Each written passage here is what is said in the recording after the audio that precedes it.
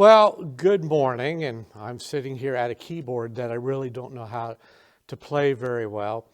Sort of giving you a pre-sermon illustration.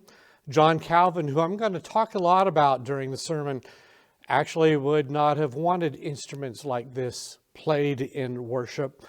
Neither a guitar that I can play a little bit better than a keyboard. He would not have wanted that. It was all part of doing things decently and in order. And like I said, we'll get into that in a little bit. Good morning. My name is Chris Enoch. I'm the pastor of the Presbyterian Church of Marion in Marion Center, Pennsylvania.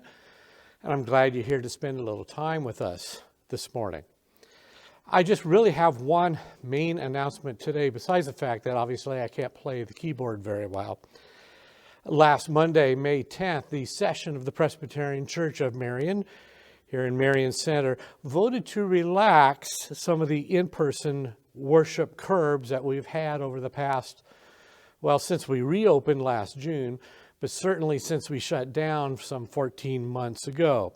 We are going to, in person, start doing some singing, and the service order on Sunday mornings is going to start looking a lot like it did, or at least more like it did some 14 months ago. There's some variables we don't know quite yet, but we're going to work our way into that. Now, if you are someone who only watches on YouTube, this also affects you for a number of reasons. Starting in June, only the sermons each Sunday are going to wind up being posted on YouTube. With things changing in our in-person worship, and now becomes sort of a time management issue for me. Plus, I also need to share, and some of you already know this, that my wife Susie is not doing real well. And I do need to be spending a little bit more time with her.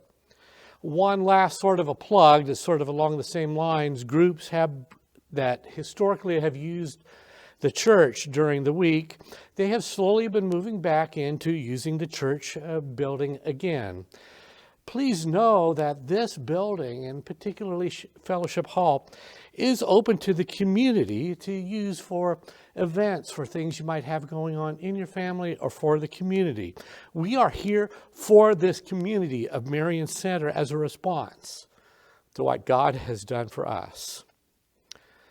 Now, before we can call God's people to worship, we have to kind of come to an understanding that it is initially God himself who has called us into worship.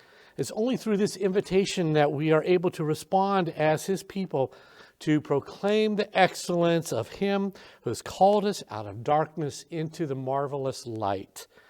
Through this realization, when we worship, we're doing what God ultimately has called to his people to do, and that is to worship. So let's join in the call to worship, a responsive call to worship that you will see on your screen. From God comes the wonder of creation. We will worship God, the Creator. From God comes healing for the brokenness we see. We will worship God, our Redeemer. From God comes the strength to face the new day. We worship God, our Sustainer. That's the point. We worship, and let's do that now.